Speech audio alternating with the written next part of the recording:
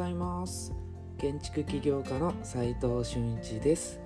空間デザインを中心に奄美大島で古民家ホテルを運営したり、コンテナ特許を取って建築を作ったり、集客とデザインの研究をする飲食店デザイン研究所の運営をしています。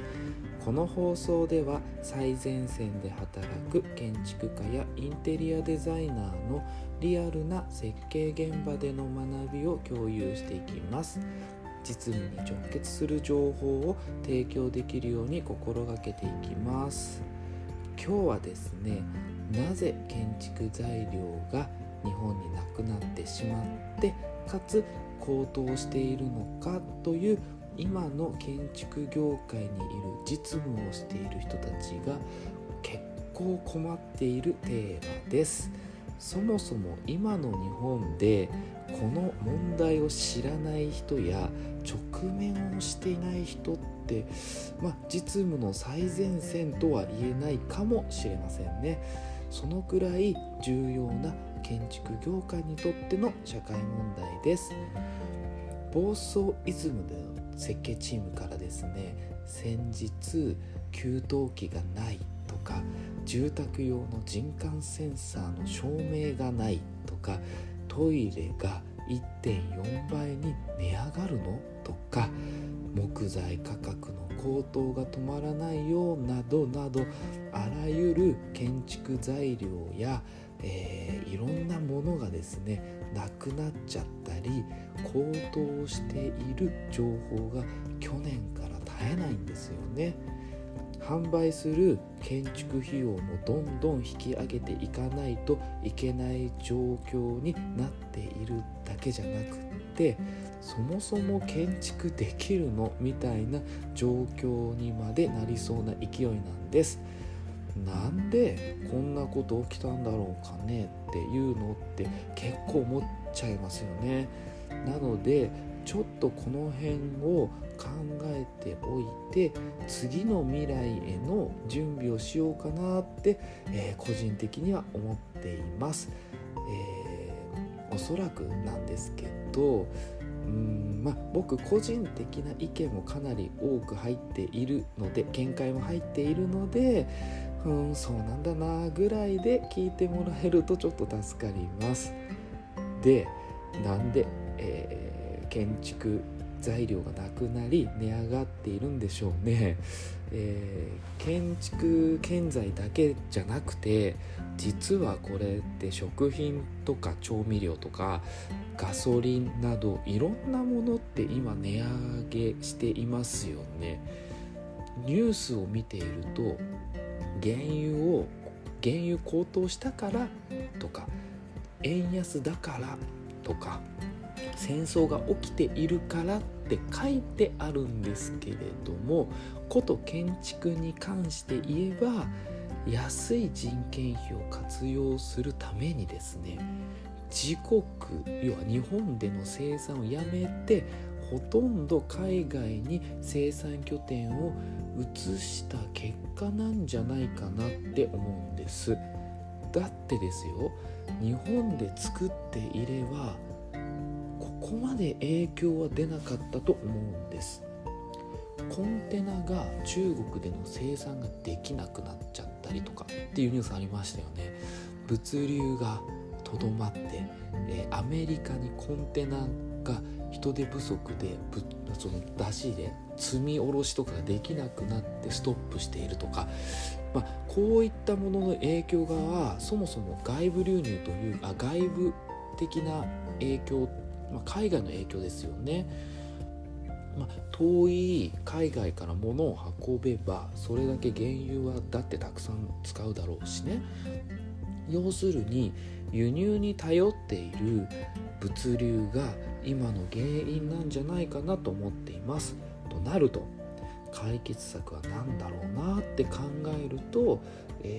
答えは3つくらい考えられます。これ社会的解決とかではなくて、僕ら個人的なその建築業界に働く人間としての、考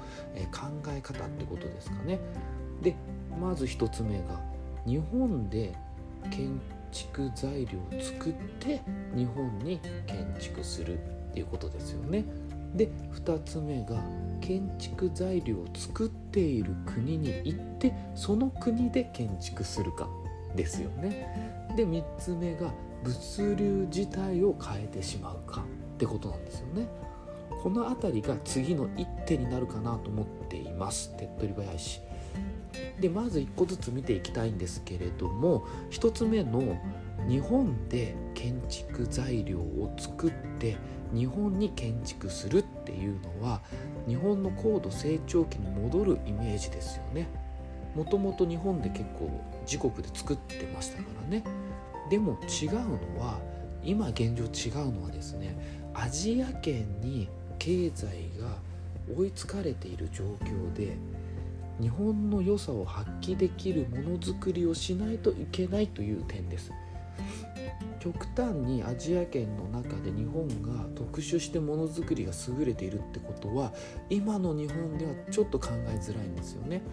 でもこれもう一回日本のものづくり復活的な感じで個人的にはワクワクして楽しそうなんですよね。でもこれって結構時間かかりそうっすよね。今すぐ明日からやろうみたいな感じでもないんですよね。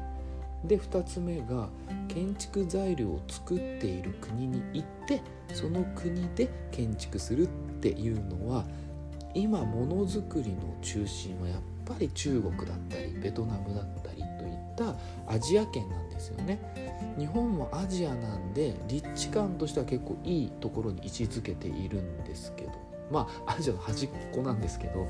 でも中国やベトナムに行ってそこを中心に建築を作っていくということが、結構突破口になるんじゃないかなと思うんですよね。大変そうなんですけれども今から誰でもできそうですし、まずは行って現地交渉して仕事の営業してって感じを、地道に重ねていけば、成り立つんじゃないかなって気はしています。3つ目の物流自体を変えるっていうことなんですけれども、変えるというよりはね、ちょっと考え方を改めるというか今ある物流をうまく使うという意味合いです。先日ですね、僕の飲食店オーナーさんと飲んでいてアリババで物販販促物とかサインとかを作ってもらったよとか意外と親切でよかったよって話を聞いて、もしかしたら中国で作っている建築材料を中国の物流を使えば意外と突破口はあるんじゃないかなと。以前奄美大島で古民家ホテルをリノベーションした工事をした時に現地に希望する建築材料が全くなくて、シンクとかそういったものも含めて Amazon や楽天を駆使して建築を作ったことがあるんです。問屋もなかなか現地までに運んでくれない中現地配送してくれたのはとても助かったんですよね。そういった点ではアリババは今後調べてみる価値はありそうです。使ってみる価値もありそうです。こんな感じで今のニュースや仕事の実体験から考えてみるとちょっと先の未来が見えてきませんかねと思うんです。今日はなぜ建築材料が高騰するのかというお話でしたが、それは海外で作っているものを輸入してきたからだと思うんですね。要は海外拠点に、日本の工場ものづくりが海外に行ってしまったよということだと思うんです。でもその先のちょっと先の未来を想像するとなんかワクワクしてきますし、実行してみたくなるものアイデアも出てきそうですよね。どうですかね。そんなことないんですかね。僕だけかな。でもこの今の状況ないって嘆くより未来への突破口を考えていく方がおそらくよっぽど楽しいので、僕は今日からこの3つの想定を順次実行してみようかなと思います。実務で学べるインテリアデザイン学校隠れ家では最前線で働く建築家やインテリアデザイナーのリアルな設計現場での学びを LINE グループで毎日共有しています。今日のお話で疑問に思ったり実際やってみたいなと思う方は一度覗いてみてください。それでは今日しかない大切な時間を全力で楽しみましょう。建築起業家の斉藤俊一でした。ではまた。